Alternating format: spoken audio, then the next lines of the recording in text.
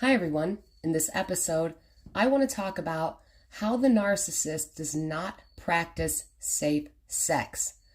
Narcissists are notorious for, well, number one, cheating and running around on people. Narcissists are not faithful, and narcissists do not care about practicing safe sex. They do not care if they're going from person to person, a different person every day. When they're cheating on you, they'll go and sleep with somebody else unprotected and then come right back home to you and have sex with you immediately after. No shower, no protection. Now you are in a faithful, what you think is a committed relationship with the narcissist. So when you're in a committed relationship with someone, you tend to trust each other and, have your own intimacy practices. Well, with the narcissist, they don't ever have any good intimacy hygiene practices. They don't use protection, and that is because they objectify people. People are objects there to serve their needs, and sex is one of those resources that is vital to a narcissist.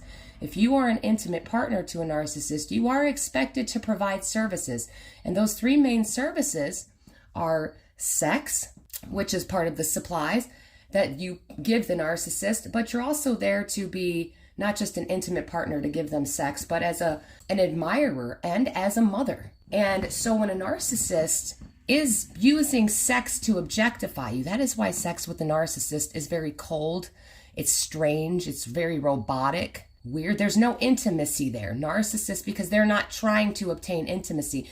When a narcissist is having sex with you, they are performing. They are putting on a show, and they're putting on a show for themselves. They're using you as an object to meet their needs, to inflate their own ego, to remind themselves of their superiority and greatness. So when a narcissist is having sex with you, they expect you to lay there and give everything about yourself to them while they use you as a tool to meet their needs. And because of these reasons of how a narcissist views you as just an object, as just a tool, as just somebody there to meet that need, to give them that resource, that they're not going to worry about keeping you safe sexually.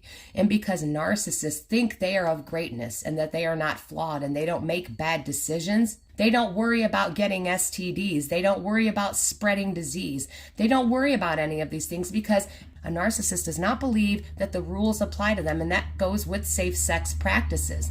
So narcissists will jump from person to person and then go home to you in your relationship.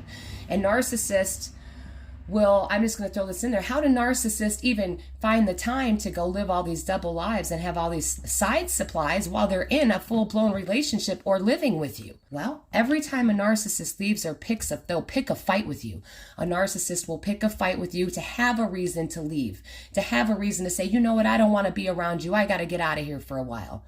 They do that on purpose because they were talking to their side supply and lining things up with their side supply. So in order to go be with that supply, they had to pick a fight with you. They had to have an excuse to get away with you, find something wrong with you so that you would sit there and internalize it, feel bad thinking it was something you did that they had to leave. Meanwhile, they did it on purpose so that they could go cheat with this other supply. And that's the whole point. So the narcissist will go do that and then come back home to you. Meanwhile, never once practicing any form of safe sex. And it's just, they're very dangerous sexually. So not only do narcissists not practice safe sex, they dehumanize you in bed. And I remember when I was dating the narcissist, he exploited me, well, for all my resources, but sex was the main thing he used me for. And I was so severely trauma bonded and suffering from Stockholm syndrome.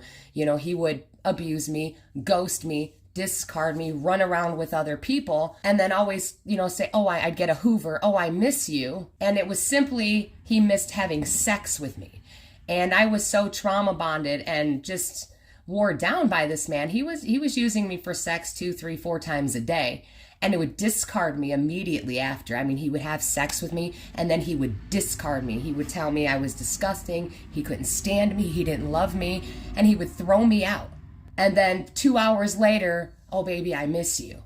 Oh, this and that. So he used me for sex, and that's a whole nother video, which I don't want to get into because I don't want this one to be too long. But I do want to talk about how important it is that if you are in a relationship with a narcissist, or you're still trauma bonded to a narcissist, please get checked regularly. I cannot stress this enough. Get checked regularly, because if you know you're dealing with a narcissist, or you're still trauma bonded to them, so you're still accepting hoovers, and that's okay. Everybody goes through it. They say it takes on average 7 to 10 times for a person to leave an abusive relationship because of the addiction to the trauma bond from their abuse. And the narcissist knows this.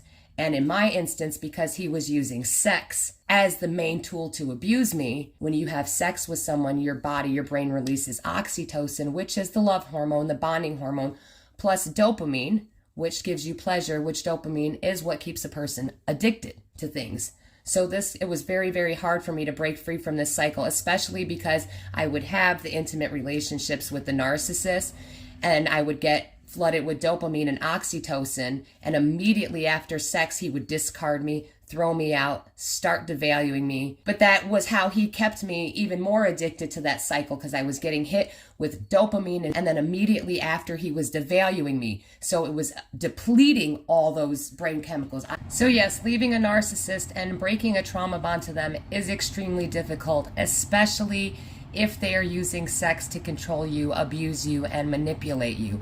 And that is simply because not only is there regular psychological abuse and manipulations and their passive aggressive behavior going back and forth, hitting you with dopamine, then forcing you into withdrawals, which keeps you addicted to the cycle. But if the resource they're extracting from you is sex, every time you have sex with the narcissist, your brain is being flooded with dopamine, oxytocin, all these chemicals that make you feel like you're in love, that give you feelings of pleasure, that keep you addicted. And so not only are you getting, their regular cycle of abuse, the cycle of addiction with them, with the withdrawals and the hits of dopamine, the breadcrumbing, the future faking, and then back through devaluation, that cycle that they put you through.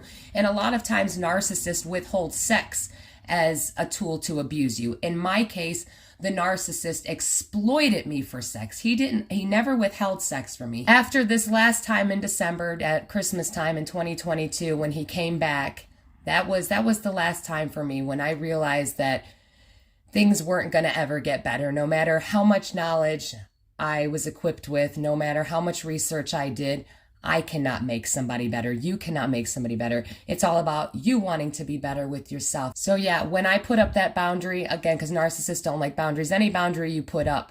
And I finally told him at that point at Christmas in December, I said, I refused to have sex with him if he wasn't going to attempt to get better, be in a committed relationship, and work on himself with the disorder. And, I wanted to practice safe sex because he's just been with so many people. And when I was with him, he was soliciting strangers on Facebook for sex.